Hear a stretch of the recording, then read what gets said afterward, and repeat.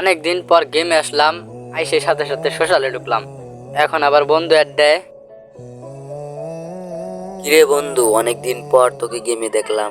আর আগের মতো কেন এখন গেমে আসিস না? আগের মতো গেমে আসবো কেমনে রে? যেটার জন্য গেমে আসতাম এখন ওইটাই হয় না, তাই আর আসি না। মানে বুঝলাম না, কি হয়েছে একটু খুইলা বলবি? তেমন কিছু না রে বন্ধু, আগে নিয়মিত গেম খেলতাম, ভিডিও বানাইতাম, কারণ ভালো ভিউ আসতো ভিডিও আপলোড করলে। আর এখন ভিডিও আপলোড করলে ভিউ 200-300 রূপে আসেই না, বুঝছোস? তাই এখন আর গেম খেলি না, ভিডিও বানাই না, আর এইসব থেকে দূরে চলে যেতেছি, এইটাই। তাই আর আগের মতো গেমে আসি না। কিন্তু তোর তো এটা স্বপ্ন, তাই না? তুই এইটা থেকে দূরে চলে যাবি কেন? তাহলে কি করবো বল?